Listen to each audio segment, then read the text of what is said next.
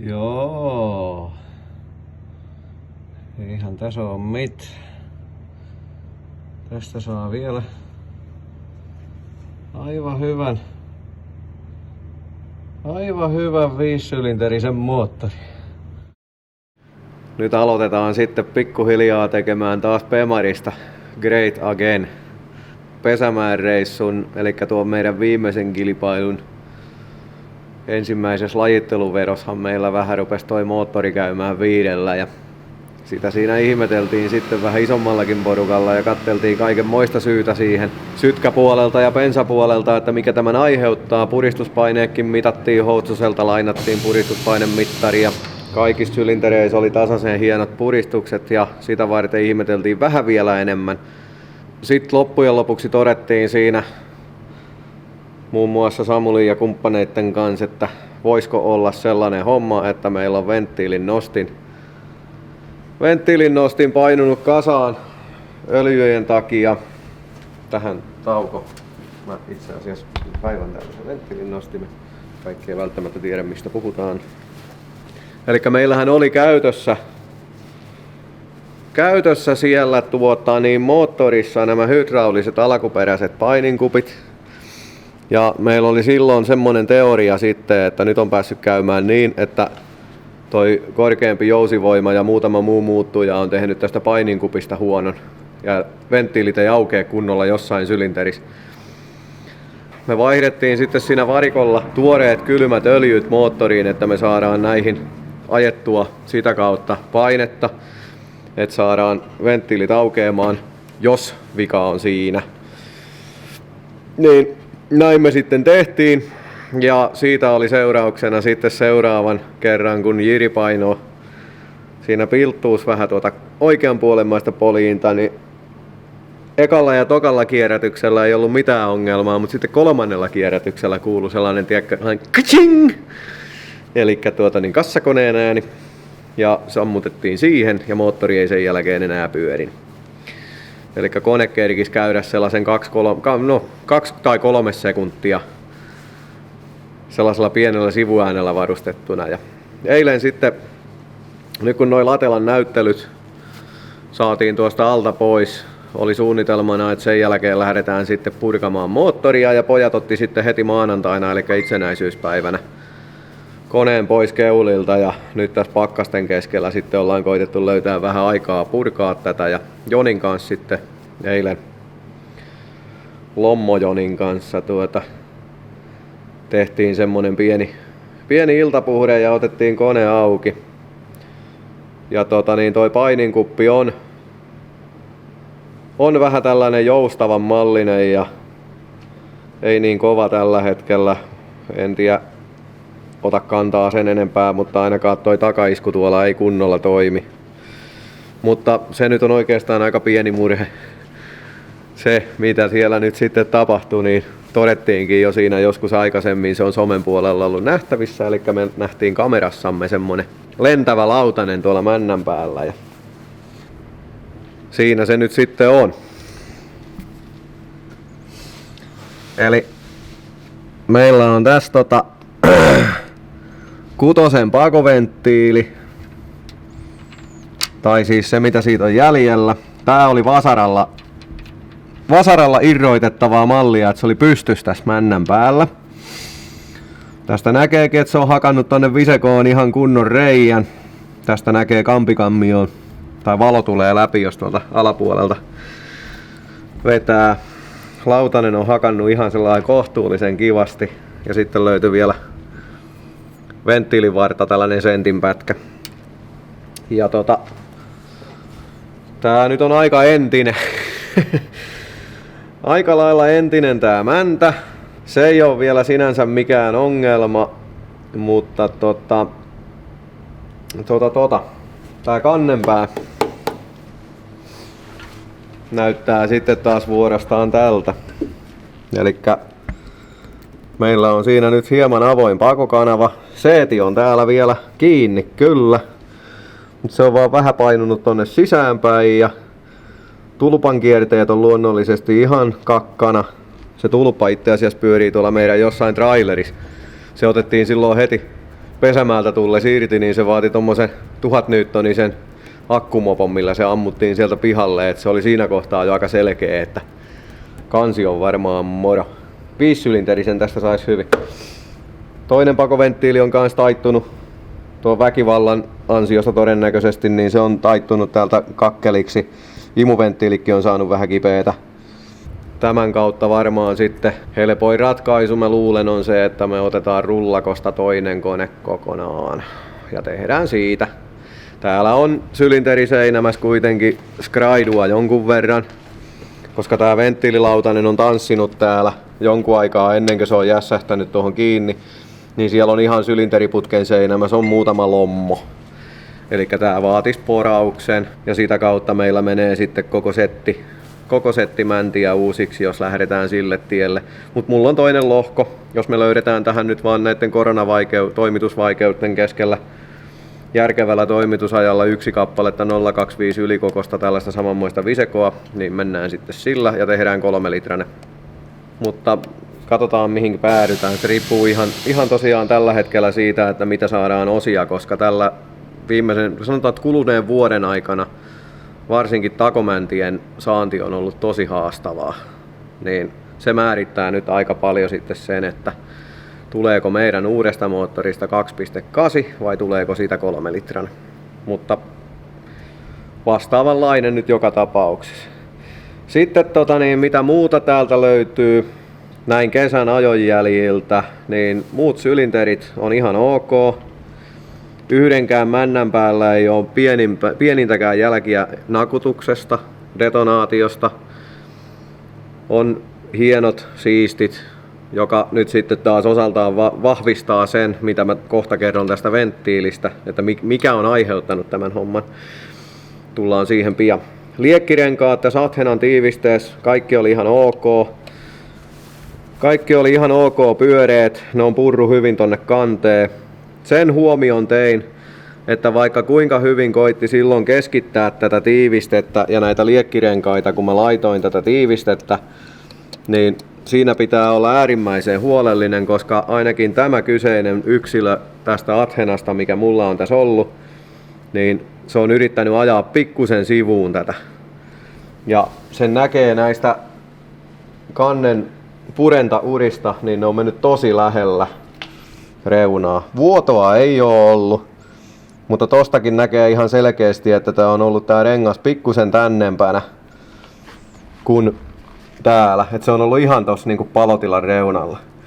Eli kun käytätte näitä liekkirengastiivisteitä, niin olkaa tosi huolellisia siinä, että se rengas tulee oikeasti keskelle myös kanteen huomioituna.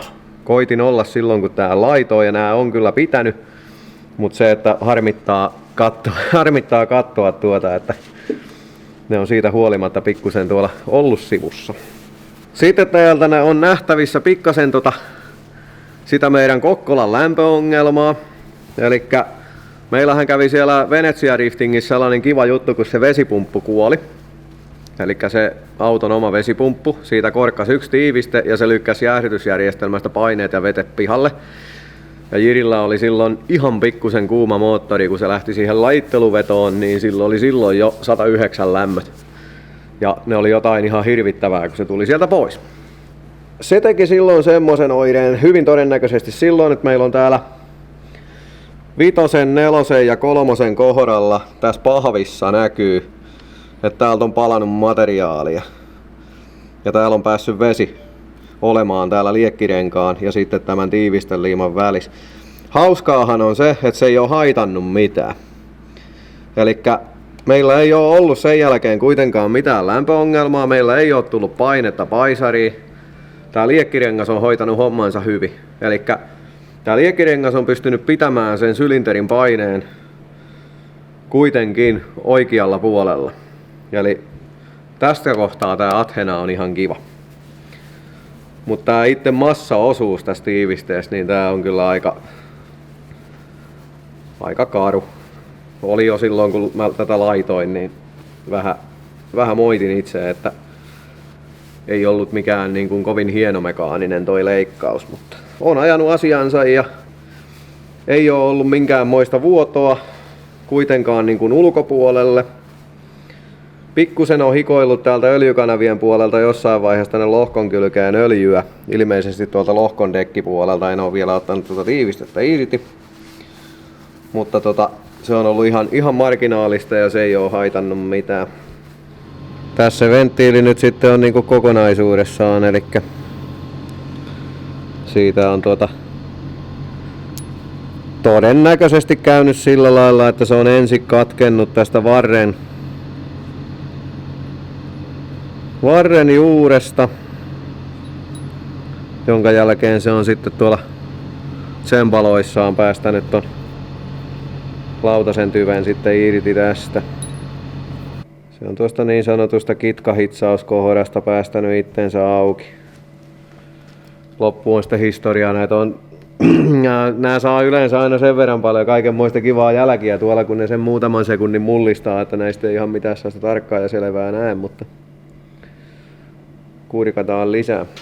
Noniin, tässä on käyty nyt tiukkaa analyysiä ja spekulointia sitten siinä tässä väliaikoina, että mistä tosiaan toi venttiilin katkeaminen nyt sitten johtuu, ja meillä oli yksi sellainen tieto, että näissä olisi 54 TU-moottoreissa ja 52 TU-moottoreissa käytetty sodiumtäytteisiä pakoventtiileitä, eli suomeksi sanottuna semmoista venttiiliä, jonka tuolla varren ja lautasen välissä on semmoista metallia sisällä, joka sulaa 100 asteessa johtaen lämpöä paremmin sieltä venttiililautasesta pois.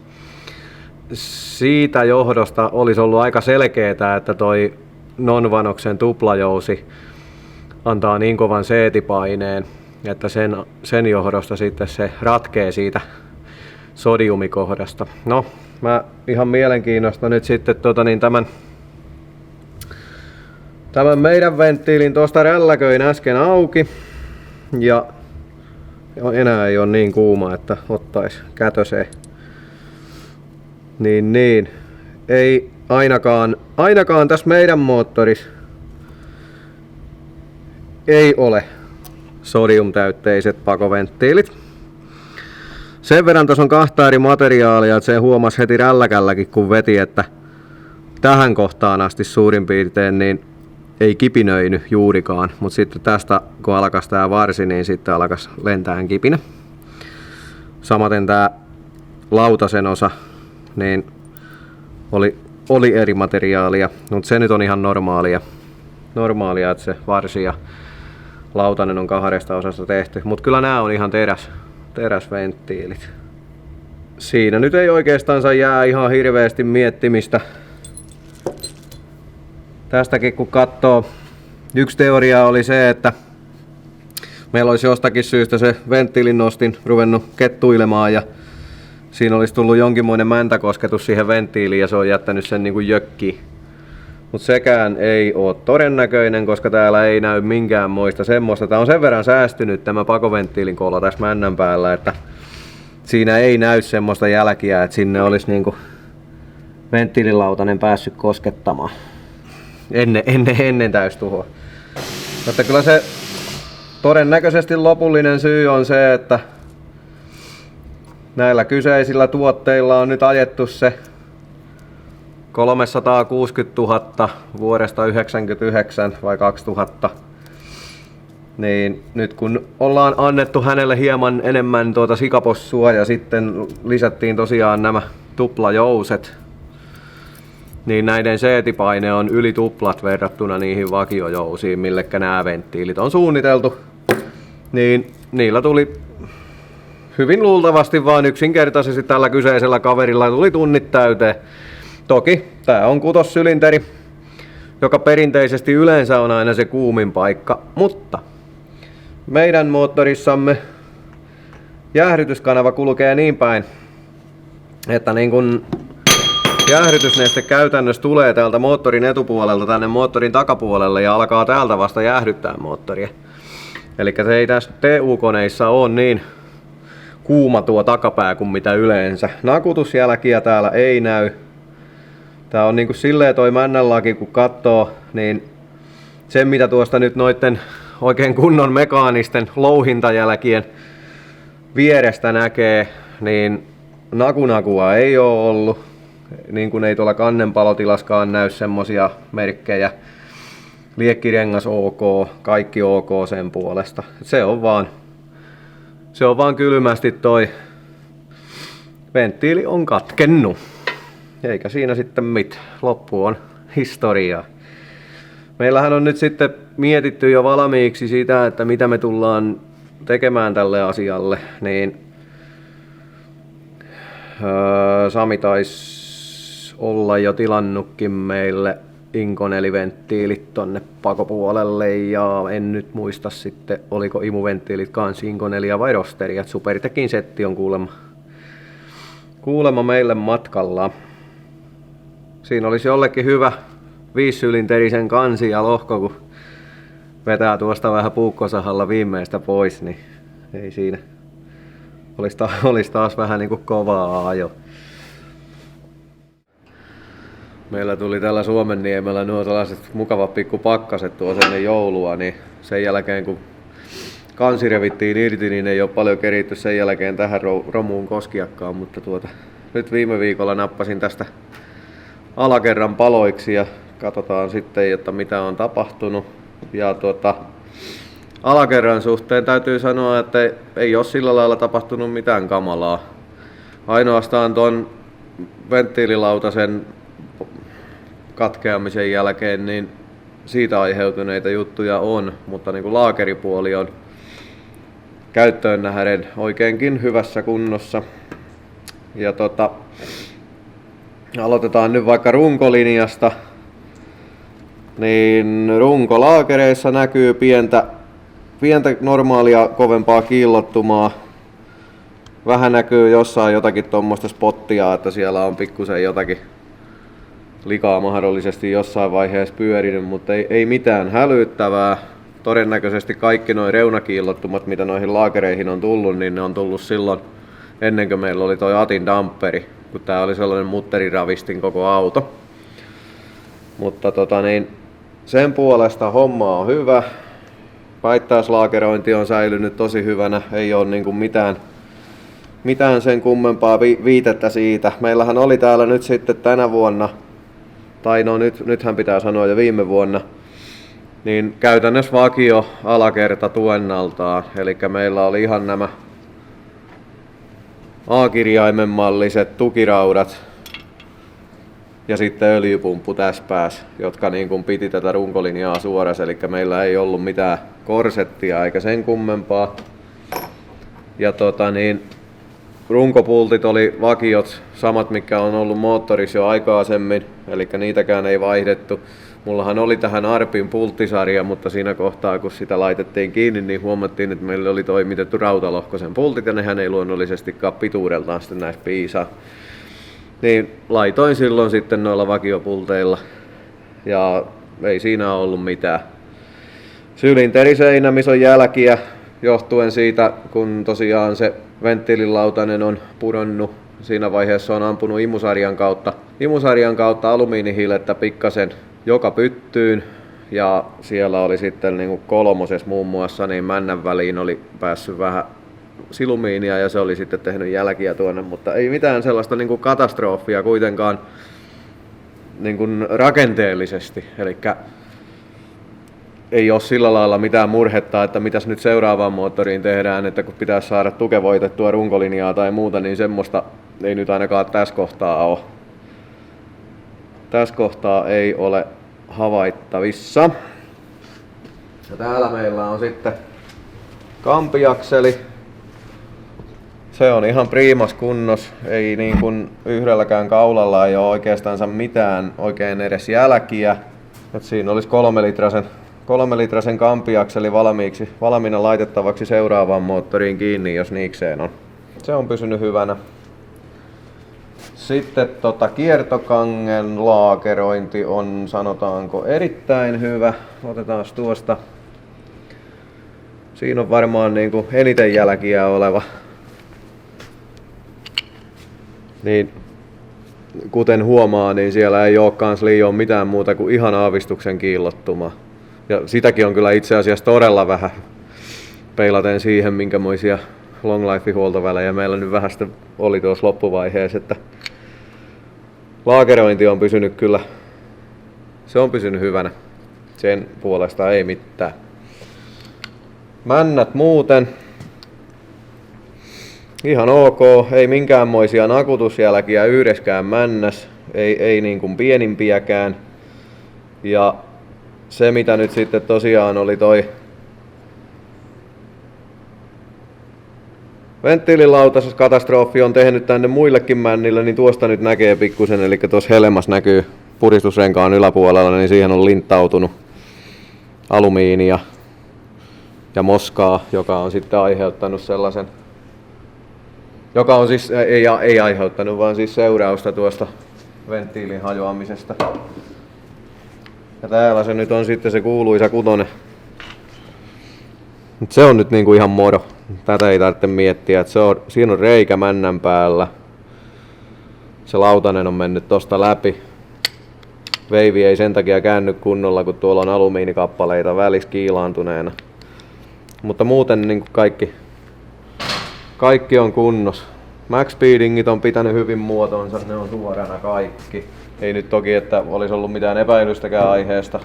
Ja purkuvaiheessa kattelin kaikki pulttien kireydet sillä lailla, että tunnustelin avaamalla, niin pari kannen pinnapultin mutteria oli keskikohdasta vähän löysemmällä. Vähän löysemmällä kuin muut. Kiertokangen pultit oli kaikki oikeassa kireydessä, siellä ei ollut mitään. Ja ne on ihan mitoissa. Että ei sen puolesta. Alakerran kanssa mennään varmaan hyvin samalla reseptillä seuraavan moottorin kanssa. Glykon laakerit katellaan sinne, niin kuin nyt oli tässäkin. Ja tasapainotetaan hilut ja näin niin. Täällä ei ole niin kuin mitään sillä lailla nähtävää. Että nythän meillä käytännössä tästä moottorista, mikä oli kiinni, niin meillä ei oikeastaan tule käyttöön mitään muuta uuteen koneeseen muuta kuin jakopään osat kaikki. No, kampiakseli voi tulla käyttöön, riippuen nyt siitä sitten tosiaan, että kummalla me tehdään. Nyt ei ole vielä tähän päiväänkään mennessä, ei ole sillä lailla saatu selkoa siitä, että saadaanko me 3 litrasen männät vai 2.8 männät. Että se jää nyt vähän vielä auki se asia.